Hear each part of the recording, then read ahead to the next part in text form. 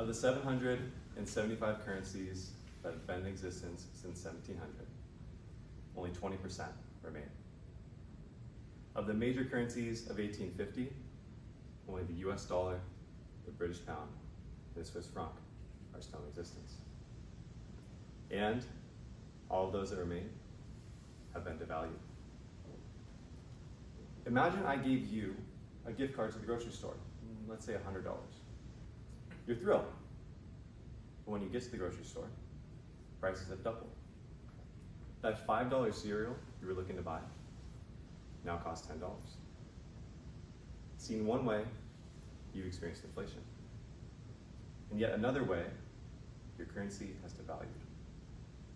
When your currency devalues, it doesn't stretch as far. So, then I ask, what is money? What is money? This seemingly simple question is often ignored, even by those who work in money. Today, we will explore this question. We make a lot of generalizations, and for good reason. If we had to relearn every situation each time we encountered it, we'd be exhausted by the time we got out of bed. But there's a dark side to these generalizations.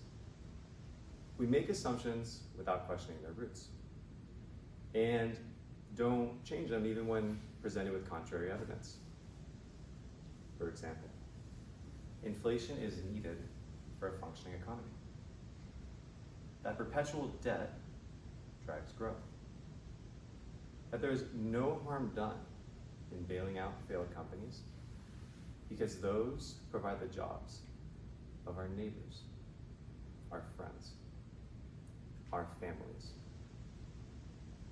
This is the popular narrative surrounding money. I'm here to tell you it is far from the truth. Money has been defined by many great thinkers. Money is the highest form of power. Michael Saylor. Money is stored time. Jeff Booth. Money is an extension of mind. Robert Breedlove. In its essence, money is a tool that enables us to specialize in production. Through money, we can exchange with one another, regardless of immediate need for whatever we offer. Without money, we'd have to resort to barter. The issue is, barter has three flaws. The coincidence in scales. I can't divide up a car enough to purchase a banana. The coincidence in time. We can agree that my house is worth a lifetime supply of food. But if you gave me that food all at once, it would rot far before I'd be able to consume it. And the coincidence in location. I can't strap a house to my back and exchange it for another. For these reasons, barter is not a feasible means of exchange. Instead, we resort to an indirect form of exchange. Money. Anything can be money. But the quality of a money is influenced by its salability.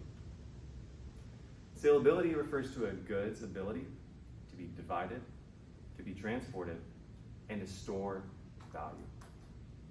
The store of value function being the most important and the least common. Rather than just take my word for it, let's explore some examples of money throughout history. There have been a wide variety of goods that have played the role of money throughout time. Two early examples were rice stones and agri-beads. Rice stones were these large limestone discs used on Yap Island. Their size, weight, and scarcity made them an effective tool for trade. Agri-beads were glass stones used throughout Africa. The region's natural limitations surrounding glassmaking made them particularly scarce. Unfortunately, a similar fate beheld the both of them. European settlers arrived and found an infinite money cheat code, artificially inflated the supply, triggered hyperinflation, which is the financial equivalent of a sugar rush followed by a major crash. History then went through a process we might call monetary Darwinism. The fittest? Precious metals, namely silver and gold. Gold had an edge because of its durability and its scarcity. In particular, what made it valuable was its high stock-to-flow ratio. Stock-to-flow is a funny word that means the available stockpiles of a good compared to the annual flow of production. This all said, gold too did have its Achilles heel. Its physicality lent it to centralized control.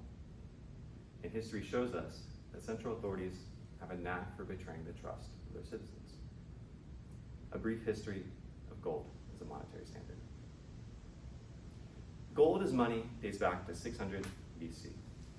Though, like any form of money, it was not an overnight success. It wasn't until the state imprinted their seal on the coin that it gained widespread popularity. You can think of the seal like a mark of authenticity. The Greeks were responsible for bringing this currency into the limelight.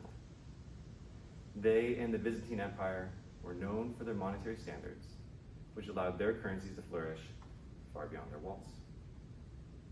The Byzantine Empire, particularly under Constantine, is an example of how a stable currency can lead to societal flourishment. For nearly 800 years, the empire's solidus, a gold coin, maintained its undiluted purity.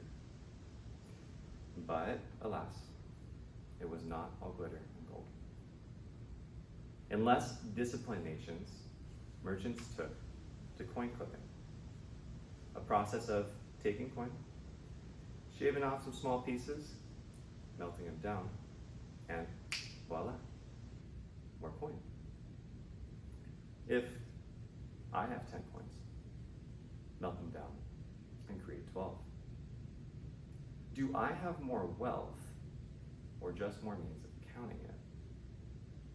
This microcosm illustrates the effects of inflation. And we'll see here shortly how this can contribute to the fall of an empire. The Roman denarius, a silver coin modeled off of the Greek drachma, aimed to provide the level of certainty needed for it to flourish internationally. Introduced by Augustus, it maintained this purity for 75 years. However, that all changed under Nero. Originally a 99% pure silver coin, it devolved to a copper coin coated in silver by the time of Diocletian, 200 to 250 years later. The gradual debasement of the currency led to, you guessed it, inflation.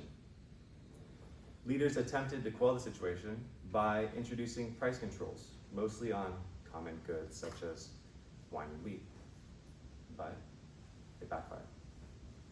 Unhappy producers restricted supply, and people began speculating on the prices of goods, buying and selling in black markets. As you'd imagine, this only served to make matters worse. The gradual debasement of the Roman currency can be linked to its downfall, and that too of many other empires.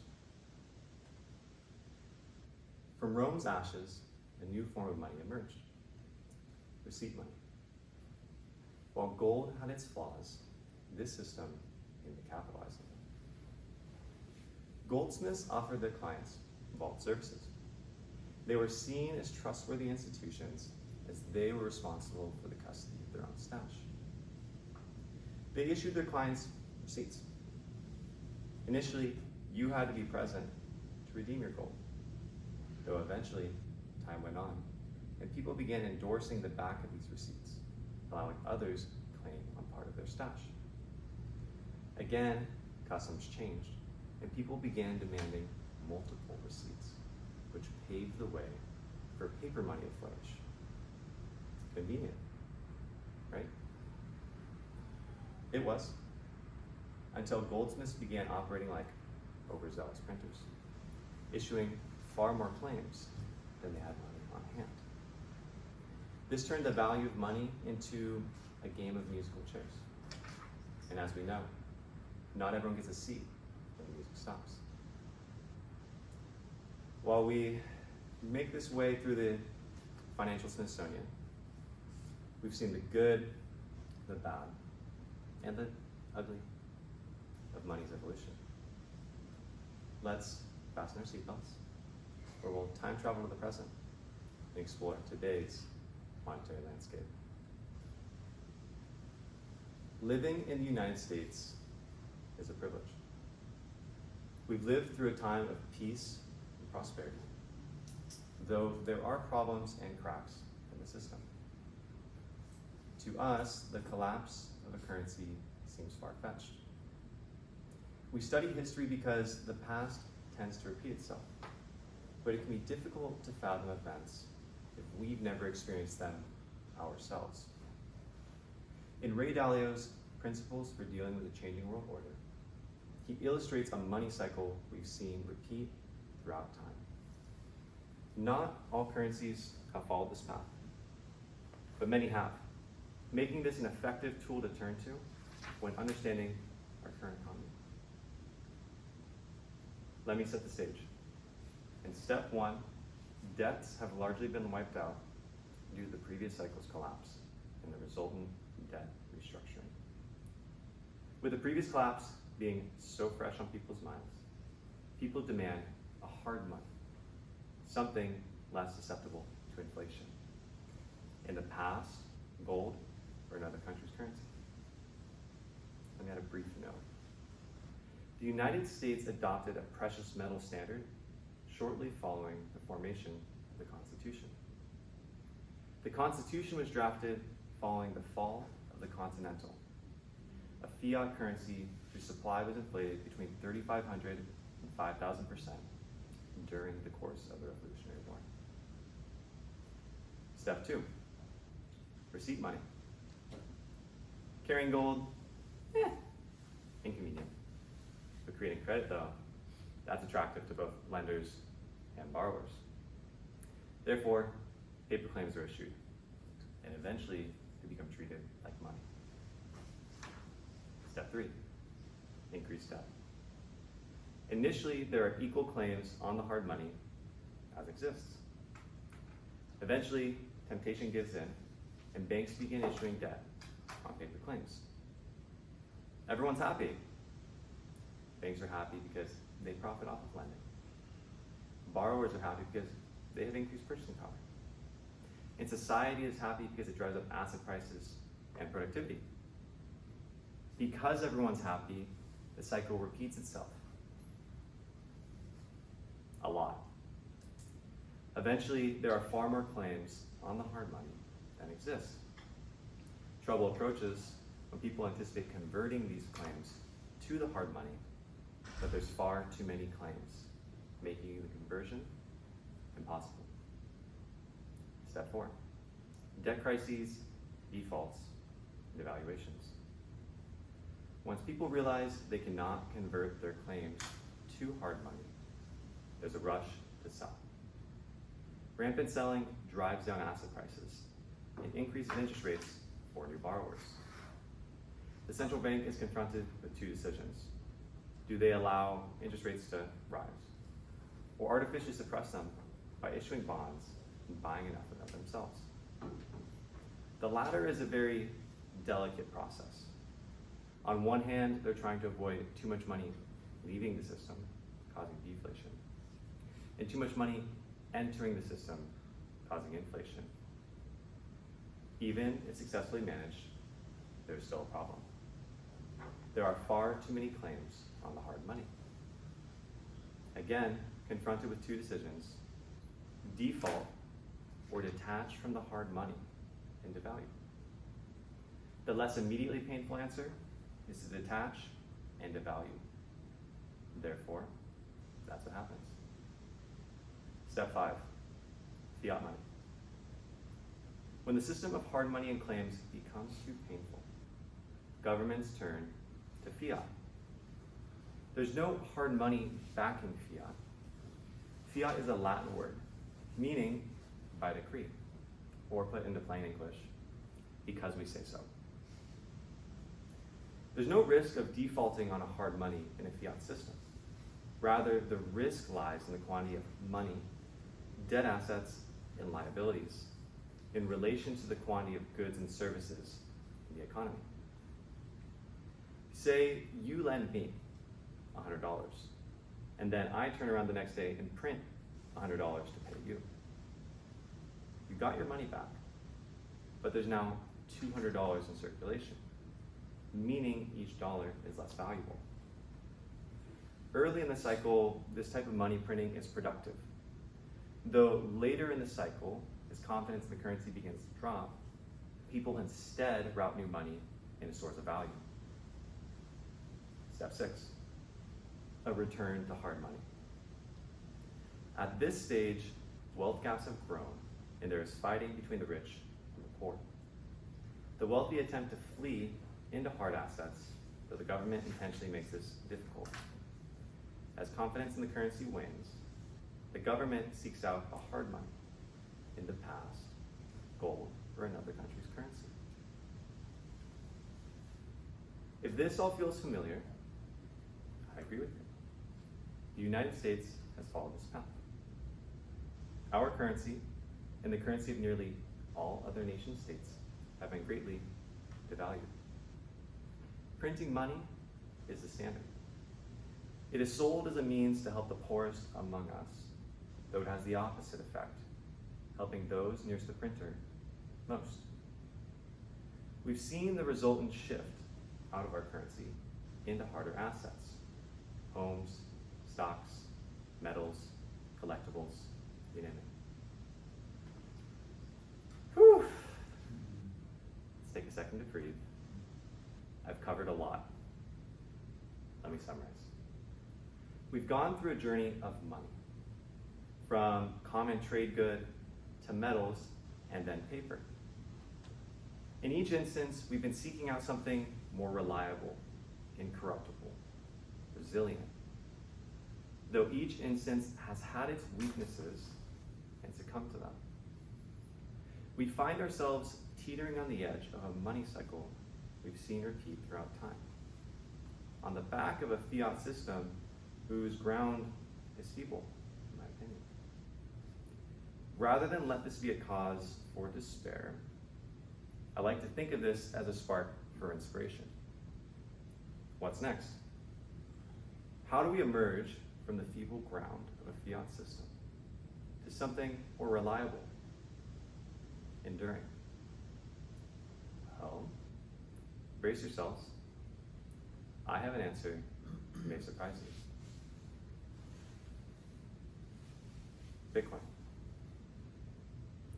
I'm sure by now you've heard of Bitcoin, but I'd assume that word comes with some preconceived notions. The narrative surrounding Bitcoin has been tainted by some who don't understand it, and by others who do, but who see it as a threat. I would like to clear the air. Let me cover some basics. A common theme among failed monies of the past is devaluation through supply inflation. An inflating supply incentivizes people to spend, as at any given moment, your currency may afford you less purchasing power than how you just spent now. You can imagine how this might influence how people think. Imagine a world where our currency retained its value, or even gained value. This is possible through Bitcoin and its hard supply cap of 21 million units. In a world where there's certainty around the money supply and increases in productivity due to innovation, broader prices should fall relative to the currency. A lot of uncertainty is presented around this feature by Bitcoin's critics. How can we be so certain that this won't change? The rules of the network are governed by Bitcoin's nodes, 10,000 plus and growing. Nodes are computer validators that record transactions to the ledger. It was designed as an intentionally inexpensive process to allow for diverse participation. In order for rules of the network to change, there has to be overarching consensus among the nodes. And an agreement to inflate the supply would be highly, highly unlikely, as this would undermine Bitcoin's value proposition and most likely destroy the network. Our current monetary framework requires trust in third parties, which are vulnerable to failures. In contrast, Bitcoin is secured through cryptographic technology. A popular phrase amongst the community is not your keys, not your coins.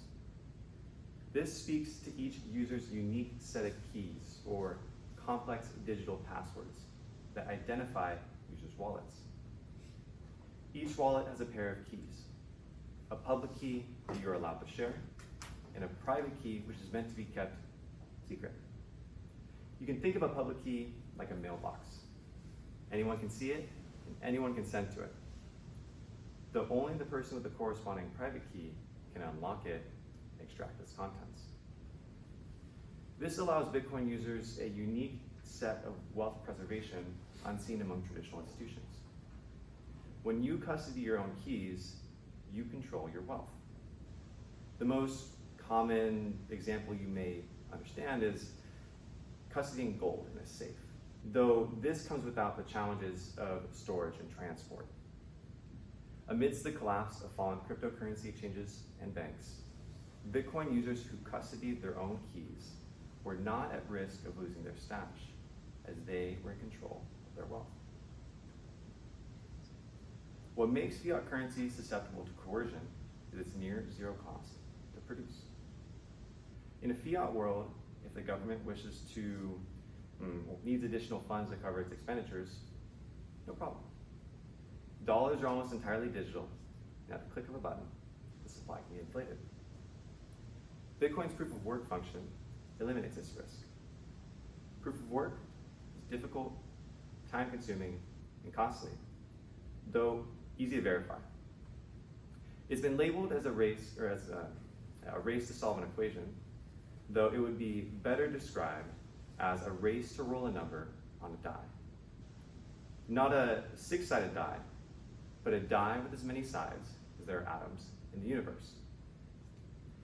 How does one afford themselves an advantage in such a random pursuit? By rolling more times at a given moment. And how does one do that? By expending energy. By having money with real-world costs to produce, Bitcoin eliminates the ability to artificially inflate the supply, and as a participant, be subject to devaluation.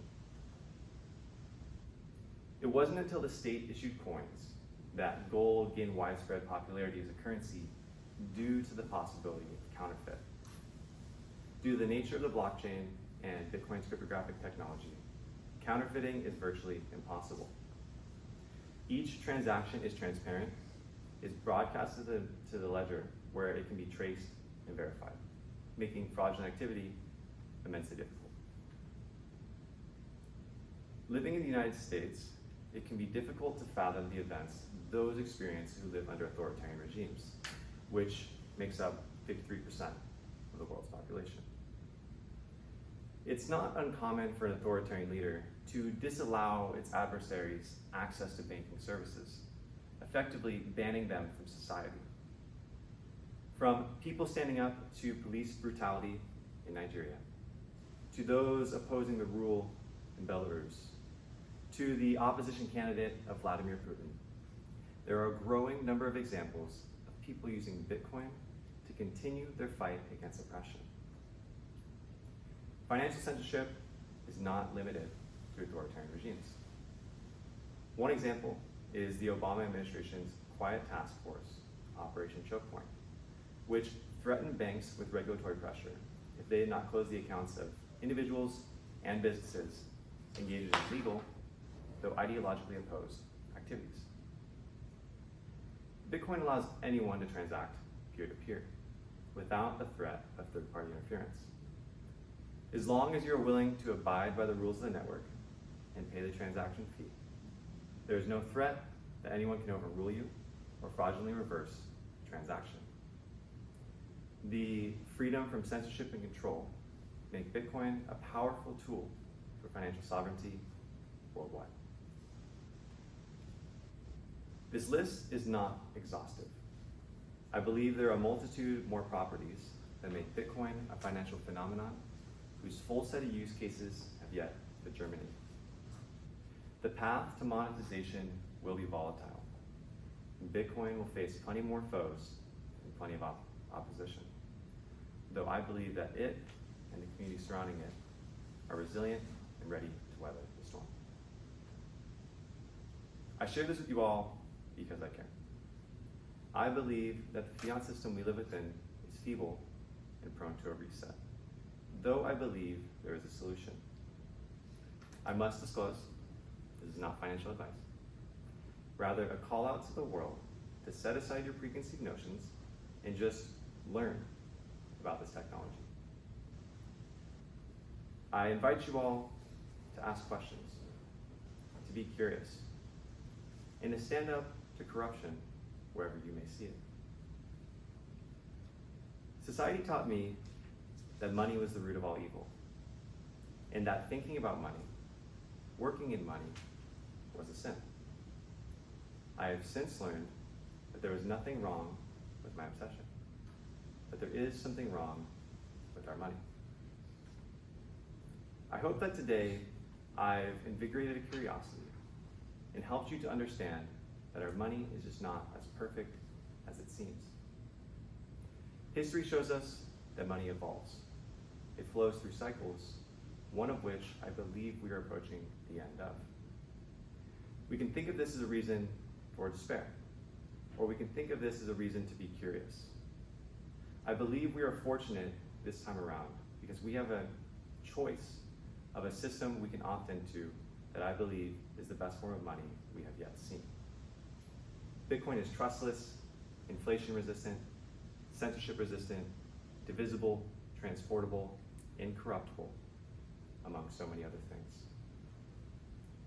There are countless resources out there for you to learn, and I'm happy to be a steward along your journey. Bitcoin has invigorated a fire within me, and I hope to have lit a spark within you. We can choose to be a part of a system where those with control dictate the rules of the game, or we can choose to be a part of a system where we matter as much as anyone else. I choose the latter. What will you decide?